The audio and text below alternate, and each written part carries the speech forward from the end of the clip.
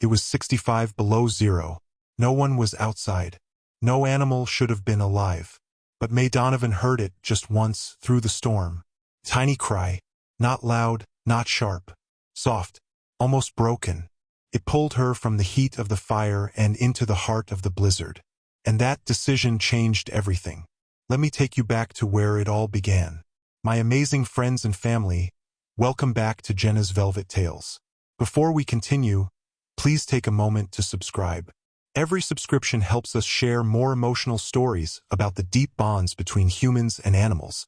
If this kind of story touches you, your support truly means a lot. Feel free to say where you're watching from, and don't forget to explore more beautiful stories here on the channel. Now back to the story. The fire was dying down in the stove, and Mae could feel the cold crawling through the cabin's old wood like a warning. She had one more log stacked by the stove, but she didn't move. She just sat there on the floor, staring into the flames. They danced quietly, flickering against her tired face. Her boots were still wet from her last walk outside, and her fingers wouldn't warm, even in gloves. But that wasn't what made her pause. Something else did. Something she couldn't explain yet. It started as a feeling, then a sound. Not once, but twice. A strange, thin cry outside the cabin. Faint, but real. She stayed still, listening harder, then stood slowly. Her knees cracked like dry twigs.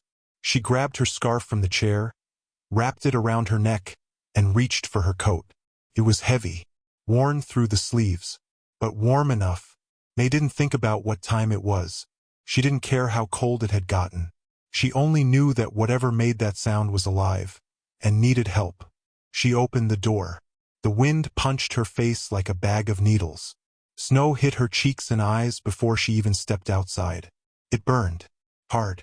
The kind of cold that could stop a person's breath. But she didn't turn back. She closed the door behind her and stepped into the storm. Her boots sank deep into the snow, and her breath froze in front of her face before it even reached the air. She looked around. Nothing. Just snow.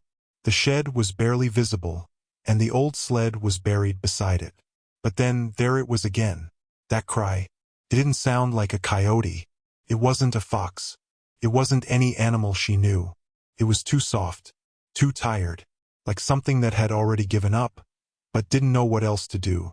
Mae moved fast, even though every step felt like she was walking through a wall. Her bad leg, slowed her down. The pain was deep, sharp, and familiar. She clenched her teeth and kept moving. She followed the sound toward the trees, then past them. The snow was deeper here. It was hard to breathe. But something ahead caught her eye. A shape, just barely above the snow line. Not moving. She hurried over, fell to her knees. It was a dog. A big one. Her fur was thick, but caked in ice. Her ribs showed through. Her nose barely moved as she breathed in. Mae's heart dropped. This dog wasn't just cold. She was dying. Mae reached out gently. The dog didn't growl, didn't flinch, just opened one eye slowly. And beneath her, pressed tight against her chest, were 3 tiny puppies. Barely born, still damp in spots. Their bodies were shaking. One didn't move at all. Mae didn't think. She pulled off her scarf, unzipped her coat, and pressed the puppies against her skin. One by one, she used the scarf to hold them close to her body. Then she looked at the mother. "You found me?" she said out loud, even though the dog couldn't answer. "Why me?" She looked around. There was no one else. Nothing else. Not even a track. It was like the dog had come out of nowhere. Like she'd walked out of the storm itself. Mae grabbed the edge of the sled sticking out from under the snow, flipped it with effort, and rolled the mother onto it with her arms. The dog didn't resist. She didn't have the strength to fight. Mae wrapped the old blanket from the sled over them and started dragging. Her hands were freezing, her fingers stiff, but she kept pulling. Through the snow, through the wind, back to the cabin. She didn't stop, even when her legs buckled. Even when she fell once, twice, she kept moving. She reached the door, swung it open with her shoulder, and dragged the sled inside. She dropped to her knees. The fire was almost out. She shoved in the last log, then reached for the kindling. Her hands were barely working. As the room warmed, she laid the puppies down near the fire. One still wasn't breathing. "No," she whispered. "You stay with me." She picked up the smallest one. Cold. No sound. No movement. She started rubbing it. Gently, then faster. She pressed her fingers to its tiny ribs. Still nothing. She leaned close, breathed warm air onto its face, and kept rubbing. She didn't stop. She remembered the boy from her unit. In the desert. Crushed lungs.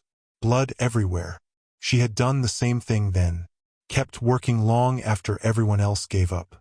He didn't make it, but this one might. She kept rubbing. And then, so soft she almost missed it. A gasp. The puppy twitched. She laughed. Then cried. Then laughed again. The mother dog lifted her head a little. Just a little. Her eyes found Mae's. And they didn't look away. Mae didn't say a word. She didn't need to. She took the warm towels from the cabinet, wrapped each pup, and laid them close to the stove. She boiled water, filled 2 glass bottles, wrapped them in cloth, and set them near the puppies for extra heat. She made a small bed with her coat and a thick pillow. The mother was still breathing, but barely. Mae didn't sleep that night, not even for a second. She sat on the floor, watching, listening, checking every 5 minutes. At some point near dawn, the power went out. The fire was the only heat now. The wind outside didn't stop. If anything, it got louder. Mae stayed close to the puppies. She rotated them between the bottles, fed them drops of milk from a syringe she used for injuries. Hours passed. Then a full day. The dog hadn't moved. Her breathing got worse. Mae heard the sound again, the rattle. That wet, broken sound she knew too well. She'd heard it before. Intense. In jeeps. In halls too quiet for anyone to cry out. She made broth, cooled it, poured it gently into the mother dog's mouth. No reaction. Mae whispered, "Don't do this. Not after you made it this far." But the dog stopped breathing. Mae froze, then moved fast. She laid the dog flat, pressed 2 fingers into her chest, and started compressions. 1, 2, 3. "Breathe." "Not now," she said. "Not today." 30 compressions. "Breathe again." The puppies cried quietly behind her. "Come on." And then a cough. A weak sound. But it was enough. The dog gasped, shuddered, then rested her head in Mae's lap. Mae didn't move for a long time. She just sat there, running her hand gently down the dog's back, over and over. And for the first time in 10 years, she didn't feel alone. The fire held steady now, low but alive. Mae kept feeding it every few hours with what was left of her wood. She had no more large logs, just kindling and scraps, enough to stretch through another night, maybe 2. But she didn't care. Not right now. The puppies were sleeping again. 2 were warm, curled into each other like they'd never known the cold. The third, the smallest one, still made her nervous. His breathing was too light, too shallow. She checked on him every few minutes. The mother dog hadn't moved much. She still lay beside the stove, her head now resting on a folded towel. Her chest rose and fell. Her eyes would open once in a while, just for a second, and they always looked at Mae. Mae didn't know why that bothered her so much. Maybe it was how human they felt. Or maybe it was because no one had looked at her like that in years, with trust. Not fear. Not pity. Just quiet trust. By late afternoon, the storm had buried the entire porch. The window was fogged from the heat inside, but she could tell the snow had climbed high. Wind still howled, but softer now, like it was slowly giving up. Mae warmed another towel in front of the fire. Her fingers shook, not from the cold, but from something else. It had been a long time since her hands had been kneaded like this. She reached for the smallest pup again. He twitched, then whimpered in his sleep. That sound, it hit her. She sat back, slowly, and leaned against the wall. She remembered the voice in her headset all those years ago. Shaky, young, a medic too, calling out across static. "Donovan, he's not breathing. What do I do?" She'd answered fast, without thinking. "Stay calm." 2 fingers. start compressions. But by the time Mae got to him, the boy was gone. And for years after that, she carried it. Now, here in this cabin, with this tiny life in her hands, something cracked open. The fire popped. A log shifted. The warmth spread again. She stood slowly, knees stiff. She walked to the kitchen, pulled open the cabinet, and took out her last packet of powdered milk. She hadn't planned to use it. She rarely ate regular meals anyway. Old habit. She mixed it with warm water, let it sit, then pulled out the smallest syringe. As she crouched near the pups, the mother dog lifted her head. Her ears twitched. Her eyes followed Mae's hands. "You know what I'm doing, don't you?" Mae whispered. The dog's head dropped again. Mae leaned in, guiding the syringe toward the smallest pup's mouth. First nothing. Then slowly he started to suck. Only a little, but it was enough. She smiled, just a flicker of one, and whispered, "That's it, little man. You're not going anywhere." She fed the other two, each stronger than the last. By evening, the power still hadn't come back. Her phone had died hours ago, but Mae didn't care about any of that. She made a spot for herself on the floor beside the dogs. She pulled the thickest blanket she had and wrapped it around her shoulders. Sleep came slowly, but it came. She didn't dream. She just rested, one hand near the pups. Sometime in the night, a soft scratching sound woke her. Not from the puppies. From the door. Mae opened her eyes. The fire was still glowing. The mother dog was alert now. Upright. Not fully standing, but sitting halfway. Her ears were up. Her head tilted toward the door. She scratched it again. One paw, then sat still. Mae stood slowly. "What is it?" she asked. The dog didn't move, didn't whine, just stared at the door. Mae grabbed her coat, now dry from hanging near the stove. She pulled it on, unlocked the door, and opened it a crack. Snow pushed in. The cold stung her face. Nothing outside, just white and dark. She looked around, waited. Nothing. Then she looked down. There were prints in the snow. Not paw prints, boot prints. Mae blinked hard. They were faint, just starting to get covered again. But they were there. Human. She looked back at the mother dog. The dog didn't blink, just kept staring. Mae stepped outside, holding the door open behind her. The prints didn't lead far, just to the edge of the woods. Then nothing, except something caught on a branch. She walked to it. Her heart was racing now, not from fear, but from something she couldn't name. A small piece of cloth. Blue. Faded. Soft. She pulled it off the branch. A mitten. A child's mitten.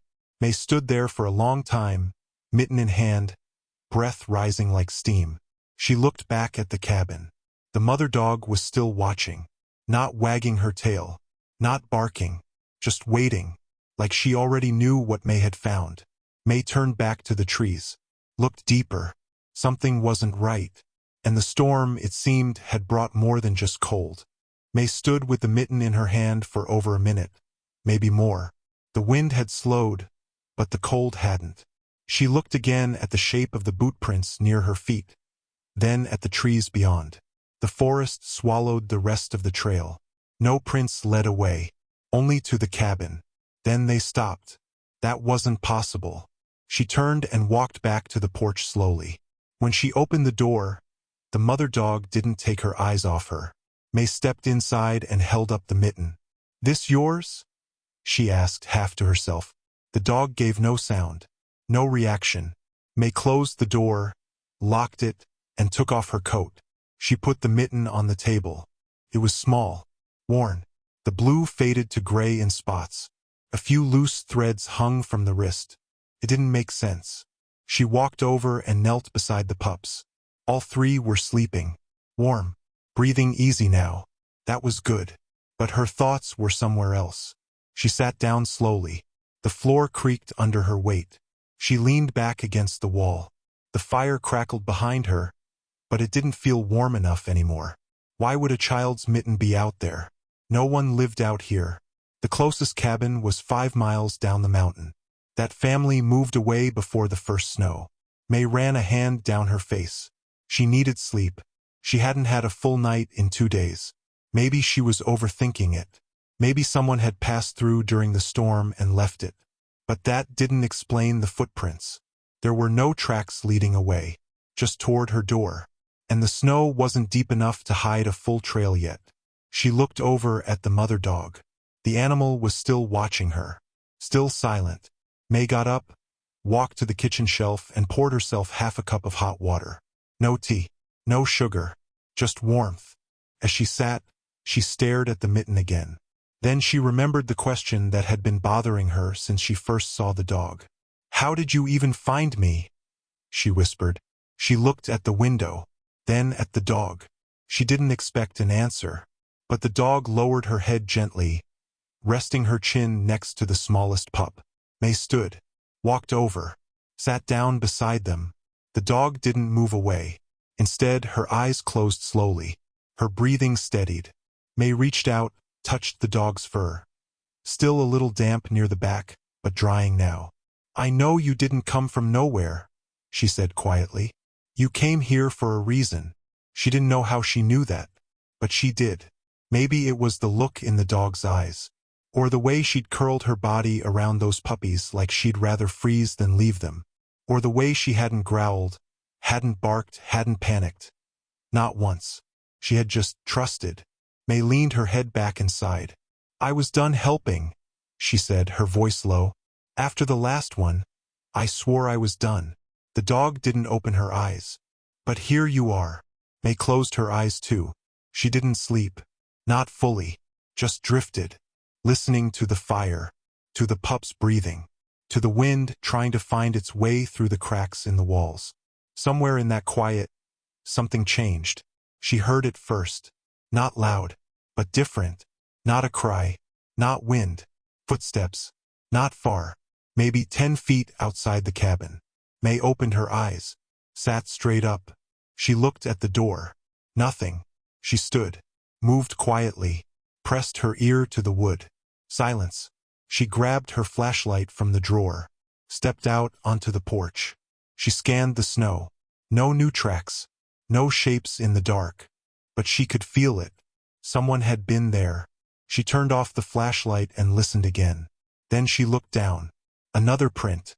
Fresh, small. Not from a boot. A barefoot. Mae froze. There was no way. She stepped back inside and shut the door tight. Locked it. Then she walked over to the mitten on the table. Picked it up. Then looked at the mother dog. "Who was with you?" she whispered. The dog didn't move. Mae sat down on the floor again. There were two things she knew how to do better than most people. Save lives. And spot lies. And nothing about this was random. Mae didn't sleep the rest of that night. She sat in the same spot, cross-legged on the cabin floor, her back resting against the wall. Every few minutes, she glanced at the door. Not because she was afraid, but because something inside her was still waiting. The mother dog had settled beside the pups, her body curved protectively around them. She hadn't made a sound since the moment she came in. Not a growl, not a whine, not even a sigh. Mae reached over slowly and rested her hand on the dog's back. "You knew where to go," she said gently. "Didn't you?" The dog didn't react, but she didn't pull away either. Mae hadn't spoken to another living thing this much in over a year. After her discharge, she had tried to live among people. She really had. But the noise, the pressure, the small talk, it all felt too far from the things she'd seen. Too far from the blood and sand and the empty beds that used to be full. So she left, came north, found a place where nobody asked questions. Until now. She stood up slowly and walked to the window, rubbed the fog from the glass. The storm had eased some. The snow still fell, but quieter now. Thicker, too. No wind, just white. Mae put on her coat again, grabbed the flashlight and stepped outside. The cold hit her fast, but her body had adjusted. She moved carefully, eyes on the ground. She found the barefoot print again. The one she'd seen hours earlier. It was still there, still clear. And next to it, another one, smaller. Mae's breath caught in her throat. She followed the trail. 5 prints. Then 7. Then a gap. Then nothing. She scanned the ground. It looked like the snow had been disturbed, just slightly, about 20 feet from her door, like someone had stood there for a while, waiting, then vanished. She looked around. Trees in every direction, shadows and branches. Nothing moved. Nothing made a sound. She turned back toward the cabin, then stopped. Something caught her eye, half buried in snow, near the base of a small tree. She walked to it, bent down. Tin badge. Rusted. Bent. It looked military. She picked it up, brushed the snow off. The name had been scratched off, but one word remained, etched in faded letters. Medic. Mae stood still for a long moment. She didn't drop the badge, just closed her hand around it, and walked back to the cabin. Inside, the fire had dimmed again. She tossed in 2 more logs. The dog raised her head as Mae entered. Their eyes met again. Mae held up the badge. "This means something to you?" The dog blinked slowly, then rested her head back down. Mae set the badge on the table next to the mitten. She sat back down beside the fire, knees pulled to her chest. Everything in her was quiet. Not calm, not peaceful, just still. Hours passed. The pups stayed warm. The fire held steady. The mother slept deeply now, her breathing even. But Mae kept thinking about that badge, about the missing name, and about those footprints. She hadn't spoken to her old team in years. No calls, no messages. She never told them where she went. But this wasn't just chance. Something had brought that dog to her door. Something had left a mitten in the snow. And someone who didn't leave tracks coming in or out, had stood outside her cabin, watching, before disappearing. Right before dawn, the dog stood. Not fast, not strong, but she stood, walked to the door, sat down, and stared at it. Mae watched her. She didn't move, didn't ask questions. She just waited. At exactly 11 a.m., the dog scratched the door. Once, then again. Mae stood, slowly. "Okay," she whispered. "Let's see what you're waiting for." She opened the door. Cold air swept in. The dog stepped out. Mae followed. And that's when she saw it. A figure. In the trees. Still. Facing them. Not close. But not far. The dog stepped forward. Tail low. Head down. Mae called out, "Who's there?" The figure didn't move. Mae took another step. Then the figure turned and walked away, vanishing into the trees without a sound. Mae looked down at the snow. More barefoot prints. She turned to the dog. "What the hell is going on?" The dog didn't answer. She just stood there, in the cold, eyes on the trees, waiting. Again. Mae didn't chase the figure. She just watched. Watched as it disappeared through the trees like it had never been there at all. No sound. No sign of panic. Just gone. She lowered her hand slowly. The cold bit through her gloves, but she didn't move right away. The mother dog sat down beside her in the snow, still facing the woods, ears up, calm, like she wasn't afraid, like she had been waiting. Mae bent down and whispered, "You knew they'd come, didn't you?" The dog didn't answer, but she leaned gently against Mae's leg. For the first time, Mae placed a hand on the dog's head. Not fast, not nervous, just quiet. They stood there together until the cold became too much. Inside, the fire was nearly out. Mae got it going again. The pups stirred in their blankets, but they didn't cry. Their bellies were full. They were warm. Mae poured water into the kettle and set it on the stove. She took her boots off slowly. Her back ached. Her legs were stiff. But her mind, it wasn't tired anymore. It was alert, and a little afraid. She stared at the badge again. Still on the table. Still scratched. Medic. The edges were rough. Not new. Not shiny. Like it had been carried for years. And the mitten hadn't blown in.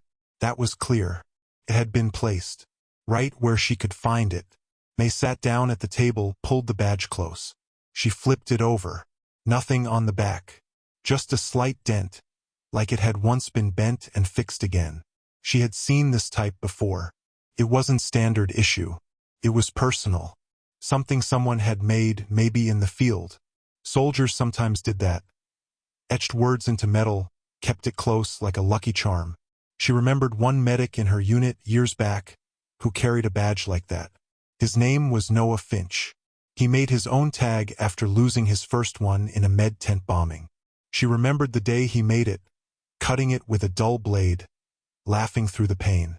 But he was gone now, died saving 2 kids on a dirt road outside Kabul. At least that's what she was told. Mae stared at the badge. No name, no initials, but it felt familiar. She leaned back in her chair, closed her eyes and whispered, "Is this supposed to mean something?" The dog raised her head. Mae didn't see, but the dog stood, slowly, and walked to the door again, and scratched. Once. Mae opened her eyes. "You serious?" The dog scratched again. Mae stood, threw on her coat, stepped outside. This time she didn't hesitate. She followed the prints.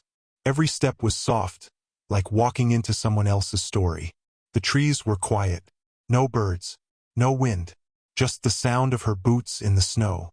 The dog walked ahead, slow but steady, never looking back. After about 10 minutes, the woods opened up into a clearing. Mae had never been this far. Not since she moved in. In the center of the clearing stood an old wooden shack. Small, collapsed in places.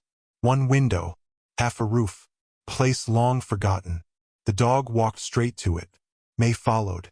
The door was half open. Snow drifted inside. Mae stepped in. The smell hit her first. Not rot, not fresh, just time. Old dust, wet wood, forgotten things. She turned on her flashlight. The beam lit up the walls, covered in scratches, notes, pieces of string. Old photographs hung by nails. Most were too faded to see, but one stopped her. Picture of a girl, wearing a bright blue winter coat, and the same kind of mitten. Mae pulled the one from her coat pocket, held it beside the photo. Same color, same pattern, same frayed thread at the wrist. Her heart dropped. She looked around. There was a table, a small metal cup, a torn journal. She picked it up, pages missing. But on the last full one, scribbled in pencil, were the words, "She stayed with me when no one else did." Mae sat down slowly. The dog walked in beside her, curled into a ball near her feet. Mae held the journal tighter, then looked at the photo again. The girl couldn't have been more than 7. She had light hair, wide eyes, a crooked little smile. Mae whispered, "Who are you?" Then she stood and searched the shack. In the back corner, under a broken bench, she found a small box. Inside, more photos, of the same girl, with the dog. Different seasons, different clothes, but always together. And tucked inside the lid, another tag. This one wasn't scratched. It said, "Property of Ellie Marshall." Mae's eyes widened. She knew that name. Ellie had gone missing almost 2 years ago. She remembered seeing the flyer in the tiny post office on her rare trips to town. A little girl, vanished in the woods during a snowstorm. No one ever found her. No body, no dog, no prints. Mae had walked past that flyer dozens of times. She never looked twice. Until now. She stared at the name, the photos, the badge, and the dog. And suddenly, everything made a sick kind of sense. The dog hadn't gotten lost. She hadn't wandered in. She had come back. Back to the last place she remembered help. Back to someone who used to save people. Mae stood up. Her hands shook. She whispered, "You brought her here." But there was no one left to answer. Just the wind outside, and the dog at her feet. Mae didn't move at first. She just stood there in that broken-down shack, holding the dog tag and staring at the name on it. Ellie Marshall. It had been almost 2 years. That little girl had disappeared during the first heavy snow of the season. Search crews had gone out for weeks. People from town left food, blankets, even toys near the woods. But nothing ever came back. Not a piece of clothing. Not the dog. Not a sound. Just empty trees. Until now. Mae sank down to the floor, knees bent, one hand still holding the photos, the other holding the badge. The dog lay close to her again, just like she had back in the cabin. Mae's voice was quiet. "You stayed with her the whole time, didn't you?" The dog didn't look up. Mae didn't need her to.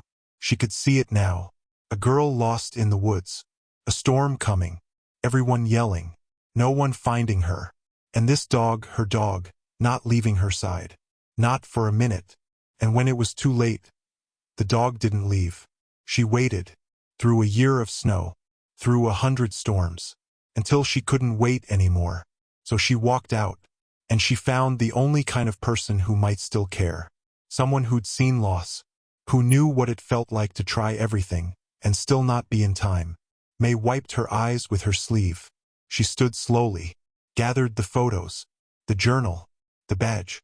She took them all. Then she looked down at the dog. We're not leaving her here. They made their way back through the trees. No footprints from the figure earlier. No more signs. Just quiet. Inside the cabin, Mae set the items down on the table carefully. The pups were still sleeping. She knelt by them, touched each one gently. They were warm, safe. She turned to the mother dog. You carried all that pain for 2 years, didn't you? The dog looked up at her and wagged her tail. Once. It was the first time she'd done it since arriving. Mae almost smiled. That afternoon, Mae made a decision. She dressed in layers. Grabbed her field bag, the one she hadn't opened in years. It still had her old patch on the side, medic. She placed the journal, photos, and tag carefully inside. Then she picked up the satellite phone she never used. She turned it on. It took almost a full minute to power up. She waited. Then she called the only number she still remembered from the town sheriff's office. A woman answered. Mae cleared her throat. Hi, my name's Mae Donovan. I live up on Bear Ridge. There was a pause. I know who you are, ma'am, the voice said. Mae nodded. I found something. Or someone. I think it's about Ellie Marshall. Silence. Then the voice changed. You need to come in, the woman said. Please. Can you come in? I can't leave yet, Mae said. I've got 3 newborn pups and their mom here. But I've got pictures. And something else. I'll send it all in the morning. She hung up. Her hands were still shaking when she set the phone down. She looked at the dog. The dog looked back. And for once, Mae felt like she'd done something right. The next morning, Mae used an old crate and her sled to make a small pen for the pups. She wrapped them in towels, packed the journal and photos in plastic, and tied everything tight. When the rescue team arrived, called in by the sheriff, they didn't expect what they saw. Mae stood outside, the mother dog beside her. A crate with 3 healthy puppies lay behind them. The lead man stepped out of the truck. He was young, nervous. Mae handed him the package. Give this to the Marshalls, she said. Please. He took it slowly. Is it really her? Mae just nodded. He didn't ask more. Another man opened the back of the truck. You ready? He asked. Mae looked down at the dog. Not yet, she said. She's staying with me. Over the next few weeks, the story spread through the town like fire. People came by with food, blankets, wood. The Marshalls didn't say much to the papers, but the sheriff released a short statement. Inside it, they said a name. Ellie had passed away. Her dog never left her. The rest was private. Mae didn't ask for more. She didn't need to. The truth had already come to her cabin. In the middle of a storm, with frozen paws and silent eyes. And Mae had listened. 3 months later, Mae stood outside the same cabin, now patched up with new wood, new windows, and a new roof. Children from the village had painted the door with bright blue flowers. One of the girls had said, "It's Ellie's favorite color." Inside, the pups were growing fast, healthy, loud, each one with a different personality. The mother dog never left Mae's side. Mae named her Hope, not because she liked the word, but because for the first time in 10 years, she felt it again. She didn't need to disappear anymore. She didn't need to hide, because someone had trusted her. And Mae had done what she'd always tried to do. She saved them. The last photo Mae ever put on her wall was taken 2 weeks after the pups started walking. It showed all 3 puppies curled together near the fire, and the mother dog beside them. In the corner of the photo, just barely visible, was Mae's hand resting on the dog's head. No medals, no ceremony, just peace. and the quiet kind of love that never needs explaining. Thank you so much for staying with me until the very end of this story. If you enjoyed the story, I promise you will surely love the next one. This is crazier and more thrilling as you can ever imagine. So do check it out. Click on the image showing on your screen right now to watch the next one.